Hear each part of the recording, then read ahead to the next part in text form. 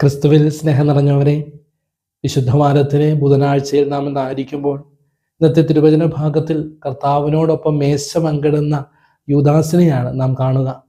തന്നെ ഒറ്റിക്കൊടുക്കുവാനായിട്ട് പോകുന്ന യൂദാസിനെ പോലും തൻ്റെ സ്നേഹവലയത്തിൽ ചേർത്ത് നിർത്തി തന്നോട് കൂടെ ഇരുത്തി അവൻ അന്നമൂട്ടുന്ന ക്രിസ്തുവിനെ ഇന്നത്തെ സുവിശേഷ ഭാഗത്തിൽ നാം കണ്ടുമുട്ടുന്നുണ്ട്. എല്ലാവരെയും ചേർത്ത് നിർത്തുന്ന ക്രിസ്തുവിൻ്റെ വലിയ സ്നേഹത്തെയാണ് ഇന്നത്തെ സുവിശേഷ ഭാഗം നമ്മെ ഓർമ്മപ്പെടുത്തുക. തന്നെ ഒറ്റിക്കൊടുക്കുവാനായിട്ട് പോകുന്ന യൂദാസിനെ തന്നോട് ചേർത്ത് നിർത്തിക്കൊണ്ട് സ്നേഹത്തിൻ്റെ ഒരു പുതിയ മാതൃക കർത്താവ് നമുക്ക് നൽകുകയാണ്.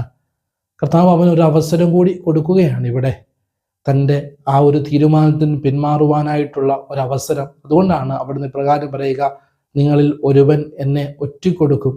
ഇത് കർത്താവ് യൂദാസിന് നൽകുന്ന ഒരു വാണിംഗ് ആണ്. അവൻ്റെ ആ ഒരു പ്രവൃത്തിയിൽ നിന്നും തിരിച്ചു വരുവാനായിട്ടുള്ള ഒരു പൂർണ്ണ സ്വാതന്ത്ര്യം കർത്താവ് ഇവിടെ യൂദാസിന് നൽകുന്നതായിട്ട് നാം കാണുന്നുണ്ട്.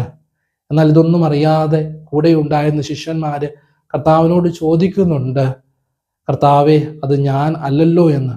ഇവിടെയും യൂദാസ് വളരെ വ്യത്യസ്തനായിട്ട് മാറുന്നതായിട്ട് നമ്മൾ കാണുന്നുണ്ട്.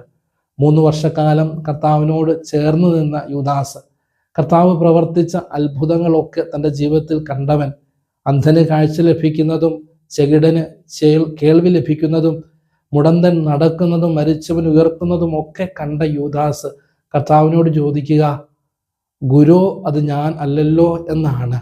കർത്താവിൻ്റെ ദൈവത്വത്തെ മനസ്സിലാക്കാൻ കഴിയാത്ത യൂദാസ്, മറ്റെല്ലാവരും ക്രിസ്തുവിനെ കർത്താവ് എന്ന് അഭിസംബോധന ചെയ്തപ്പോൾ യൂദാസ് ക്രിസ്തുവിനെ വിളിക്കുക ഗുരു എന്നാണ്.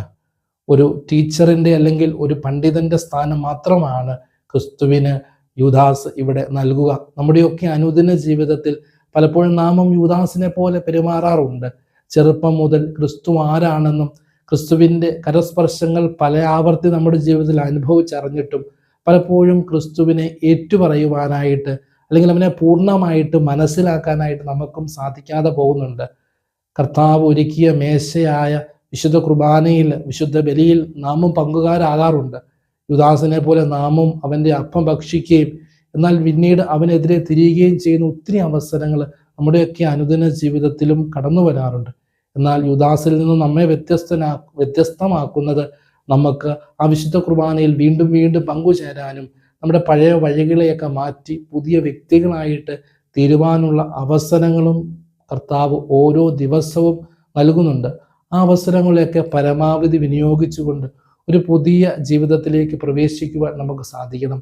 പത്രോസും യൂദാസും രണ്ടുപേരും ചെയ്ത തെറ്റ് ഒന്ന് തന്നെയായിരുന്നു. രണ്ടുപേരും ക്രിസ്തുവിനെ തള്ളിപ്പറഞ്ഞു. എന്നാൽ ഒരുവൻ അനുതപിക്കാതെ ക്രിസ്തുവിൽ നിന്ന് അകന്നു പോയപ്പോൾ മറ്റൊരുവൻ അനുതപിച്ച് ക്രിസ്തുവിലേക്ക് തിരികെ വന്നു. ഈ ഒരു മാതൃകയാകണം നമ്മുടെയൊക്കെ ജീവിതത്തിലും ഉണ്ടാകേണ്ടത്.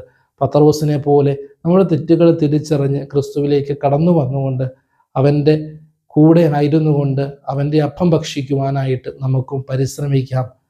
പെസഹാ ദിനത്തിനായിട്ട് നമ്മൾ ഏറ്റവും അടുത്ത ഒരുക്കത്തിലായിരിക്കുമ്പോൾ കൂടുതൽ പ്രാർത്ഥനയോടെ ഉപവാസത്തിൽ ആയിരുന്നുകൊണ്ട് പീഡാനുഭവത്തിൻ്റെ ഏറ്റവും പ്രധാനപ്പെട്ട ദിനങ്ങളിലേക്ക് നമുക്ക് പ്രവേശിക്കാം. ദൈവം നമ്മെല്ലാവരെയും സമൃദ്ധമായി അനുഗ്രഹിക്കട്ടെ. ഈശോ മിശിഹായിക്ക് സ്തുതിയായിരിക്കട്ടെ.